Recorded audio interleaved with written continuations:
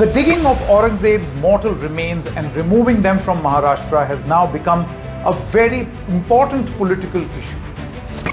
We are not going to go into the history of Aurangzeb, what he did during his rule, and why some Maharashtrians feel so strongly against him. What we will talk about today, though, is less to do with Aurangzeb's past, but the present-day political compulsions that may have brought him back into the news.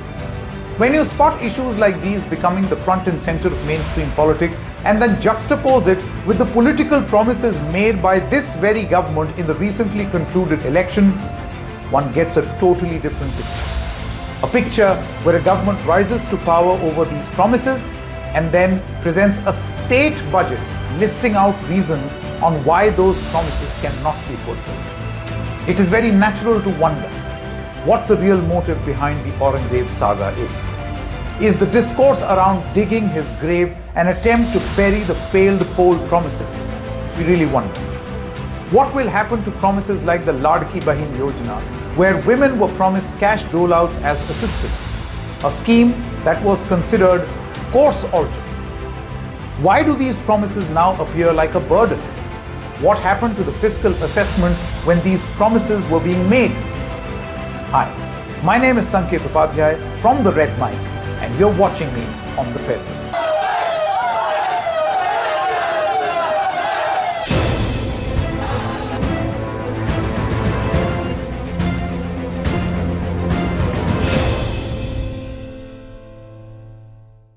So let's begin from the top. Where did Aurangzeb come into the political discourse in Maharashtra? Samajwadi Party leader Abu Azmi made a comment which the BJP was very quick to latch on to. Azmi was asked a question on a recent movie depicting Aurangzeb and Chhatrapati Shivaji Maharaj. This is what he said. सब गलत history दिखाई जा रही है। औरंगजेब रहमतुल्लाह अलैह ने बहुत सारी मंदिरें बनवाई हैं और आप बनारस में जाकर देखेंगे एक बच्ची पंडित की बच्ची को जब उनका ही एक सिपाही सालार उसके साथ शादी करना चाहता था, उन्होंने उस सिपाही सालार को दो हाथियों के बीच पैर बांध कर मार दिया और उन पंडितों ने उनके लिए एक मस्जिद बना के दिया वहाँ पर। Abu Azmi's party, the Samajwadi Party, is often accused of appeasing to the Muslims in India, and his statement supporting Aurangzeb was seen in line with his brand of politics. The statement was made in Maharashtra, but the Samajwadi Party, which is in opposition in Uttar Pradesh, felt the heat in that state too. It is very natural for there to be a political reaction there. Here is Yogi Adityanath's. ये Samajwadi party का नेता आपका विधायक घोषणा करो ना, उस कमबख्त को निकालो पार्टी से और उसको एक बार यूपी भेज दीजिए, बाकी उपचार हम अपने आप करवा लेंगे. Now this is the background. One can spot a type of damage control too by Abu Azmi. But has the war of words given the BJP a golden opportunity to wriggle out of its promises? मुघलांचे जे काय म्हणजे औरंगजेबची कबरीचं एवढं चाललंय उदातीकरण की त्याच्यावरती वादविवाद आहे. काय मी तर सरळ सांगतो नाही, खोदून JCB आणून टाकून द्या. तो काय तुमचा म्हणजे तुमच्यावर त्यांनी आक्रमण करायला आला होता. BJP's Satara MP Udayan Raje Bhosle, who is a descendant of Chhatrapati Shivaji Maharaj, has now demanded that Aurangzeb's tomb, situated in Khudabad area of Aurangabad in the Chhatrapati Shambhaji Nagar district. He said that the tomb of Aurangzeb be razed. He said that the previous Congress government converted this tomb into a heritage site by handing it over to the Archaeological Survey of India, or ASI. Now, how could Maharashtra's chief minister be far behind? Devendra Fadnavis has welcomed this statement of Mr. Bhosle. He says, साहेब, आम्हालाही प्रत्येकाला असंच वाटतं, फक्त काही गोष्टी कायद्याने करावे लागतात कारण ती संरक्षित आहे. जुन्या काँग्रेसच्या काळामध्ये ASIचं संरक्षण मिळालंय. The chief minister has converted this into a typical Congress versus BJP war. Even the Congress and the opposition cannot be seen as opposing this viewpoint, as Chhatrapati Shivaji Maharaj is a charged and emotional issue in Maharashtra. Political fortunes are dependent on it. Very predictable. But this is only one side of the story. The bigger question is, why are politicians digging old graves? As we said, is this an attempt to bury the truth? The Maharashtra government returned to power in the same formation as it went to polls. It was a bumper win for the BJP, for Ajit Pawar's NCP and Eknath Shinde's Shiv Sena. This government presented its first state budget. Newspaper reports the next day had headlines that read, "As debt mounts, Maharashtra cuts Ladki funds, stalls loan waiver." What happened? How is it that the budgetary constraints are being felt now? And if there was a financial problem, why were these promises made in the first place? Just to win elections? The new priorities of the government in the budget are focused on memorials and many other things. Remember the pictures of the three tallest Maharashtra leaders, that ruling formation of these leaders. Ajit Pawar could be seen wearing pink clothes in order to appeal to women. The three leaders would go all over Maharashtra and get rakhis tied from women in the state. They used to present themselves as the Ladla brothers of the women. They promised that the cash dole out to women, which was 1,500 rupees per month ahead of the elections, would become 2,100 rupees per month soon after. This promise flew in the face of Prime Minister Narendra Modi's statement against revdi culture, or cash and kind being given for votes.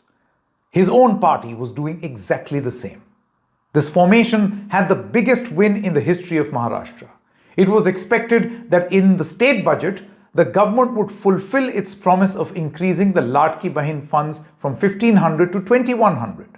One could see this coming. There was expectation. Just ahead of the elections, Eknath Shinde government transferred an advance payment to women for the months of October and November 2024, and soon after winning the elections, there were reports of delays in payments. When the government was reminded of regular payment and increase in the amount, representatives would then say that the payment will be made, but nowhere in our promise have we said that we would give the 2,100 rupees immediately after winning elections. Perhaps this was a poll promise which these politicians made for the next elections. There are more than 5 lakh such women who were earlier getting money and now their names have been cut off from the list. The condition for Ladli Bahin cash dole out was that women should be earning less than 2.5 lakh rupees per annum.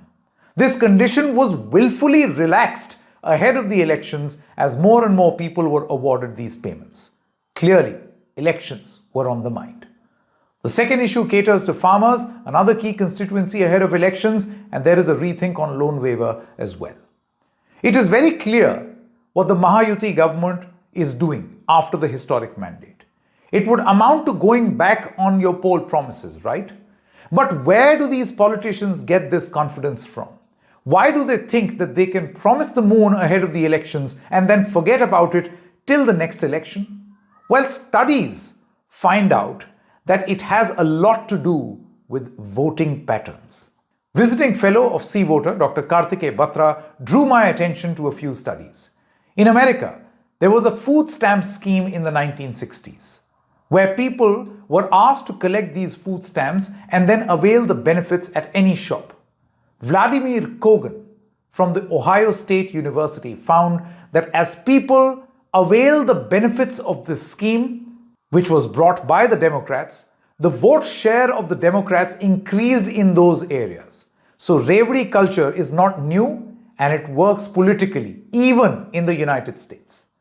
Another study conducted on voters in Honduras perhaps explains the situation in Maharashtra perfectly.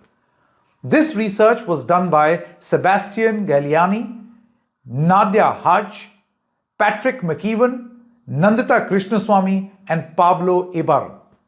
The study conclusively proved that a cash dole out all year round showed less favorable political results as opposed to the more concentrated cash dole out just ahead of an election. They conclude that this, in a way, appeals to a cognitive bias in the human mind that prioritizes immediate benefits over the far-reaching ones. Both these studies concluded that revdi culture works. They work just ahead of elections and can swing the voter turnout between 1.5 to 2.5 percentage points. No wonder these experiments are at play in Maharashtra as well.